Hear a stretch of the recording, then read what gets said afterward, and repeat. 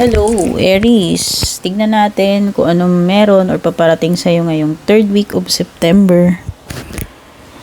Hello, I'm Purple Teen. Para sa mga bago dito, if you haven't subscribed yet dito sa aking YouTube channel, please do subscribe and pakitap na rin po yung bell icon.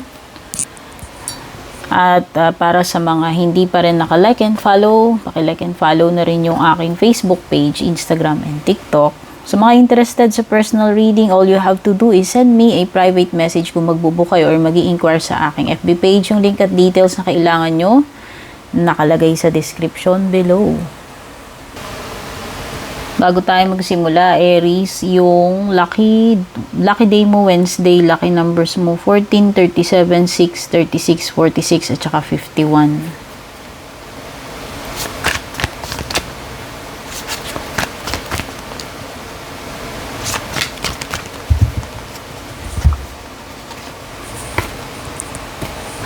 Wait lang guys, dagdag ako ng cards. Ako nakalimutan kumuha. Hindi ko nailabas, sorry.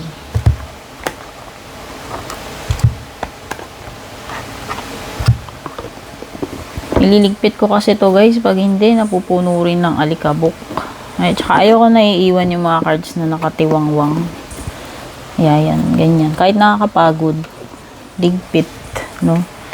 Ligpit, tapos ilalabas uli. Yan, pagpasensya nyo na hindi ko na ihanda. Minsan kasi nasa reading na ako, bigla akong makakaisip ng ibang cards na gagamitin eh.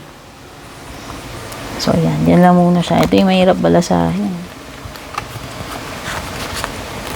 Okay.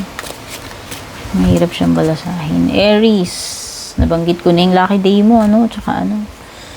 So yan, keep in mind na pwedeng pwedeng mag-resonate, pwedeng hindi. So, kunin nyo lang ano yung mga nag-a-apply sa inyo, tumutugma. Kasi collective reading lang naman ito. Kung gusto nyo ng very detailed na reading para sa inyo, personalized, syempre mag-avail kayo ng private reading. So, ito yung main energy mo, light-hearted and carefree. So, yan. Mukhang you will not take things seriously. No? Itong third week of September. No, may light-hearted yung energy mo eh.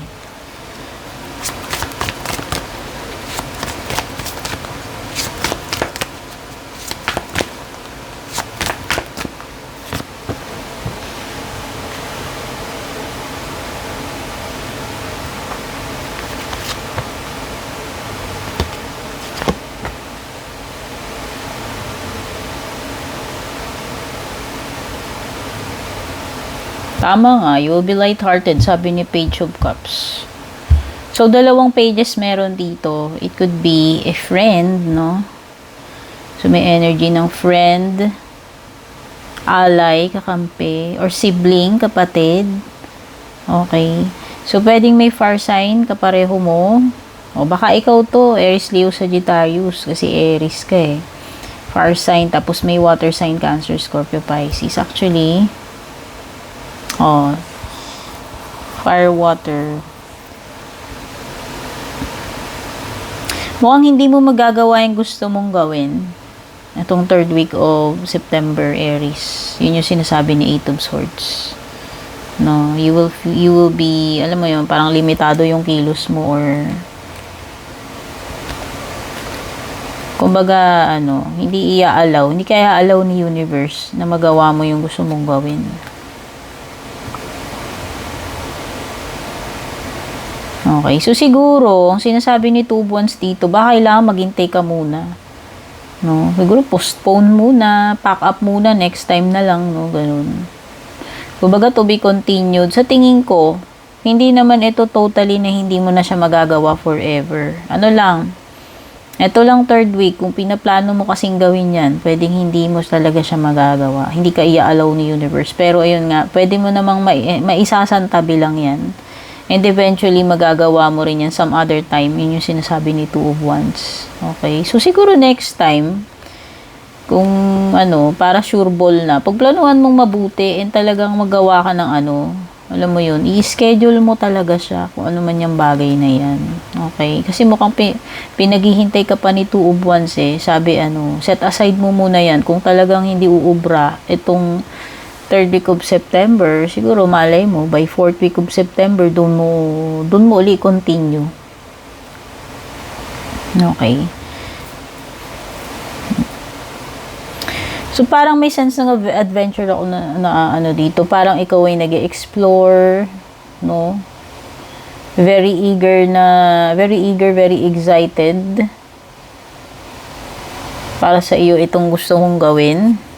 Yan yung sinasabi ng 2 pages in yung energy na nafe-feel ko eh. No, gusto mong gawin yan. Kaya lang nga, ayun, may postponement. Trust mo lang si universe, baka talagang hindi yan yung perfect timing.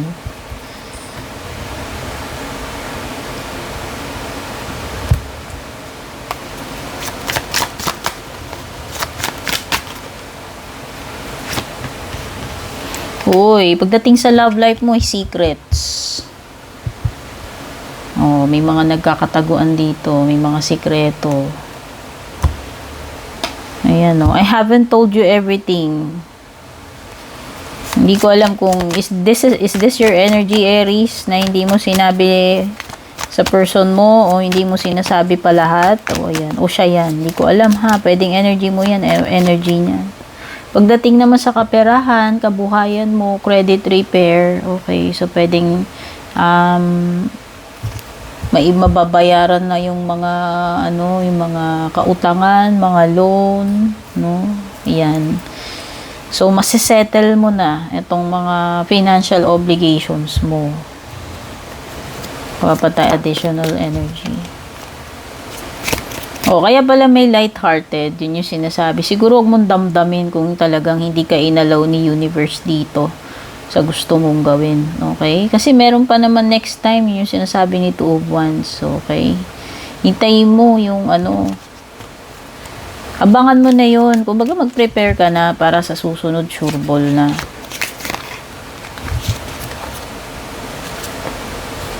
May elephant. A long journey, either physical or mental, will leave you wiser at the end. Wow. So, baka nga, this will teach you a lesson. Kasi parang parang sabihin na natin nag-fail ka ngayon, pero alam mo yun, meron pa namang next time, hindi pa naman end of the world, habang may buhay, may pag-asa. Okay? So, pwedeng yan, may pagdaraanan kang journey, pagsubok, pwedeng physical, no? Pwedeng mental, pwedeng may kinalaman sa health ito. Yun yung nasisense ko. Dragon, beware of self-delusion. Ayan, wag mo daw, wag mong niloloko yung sarili mo. Yun yung sinasabi dyan, Aries. Magpakatotoo ka. And beware na sarili mo dinideceive mo. Okay? So, kuha tayong closing message para from the Sacred Traveler Oracle. Transformation, a fresh new way of living emerges. So, ayan. Out of these things na mangyayari sa'yo, kung magkaroon ka man ng failure, ang maganda rito, ito yun na yung stepping stone mo para dito sa transformation, yung pagbabago na dapat mong gawin sa sarili mo. Okay? So, kung ano man itong mga setbacks na to, challenges, problema, o pinagdaraanan, ito yung gateway mo dito sa iyong magandang transformation. No? So, expect na may magagandang pagbabago na darating sa iyo after nitong mga trials.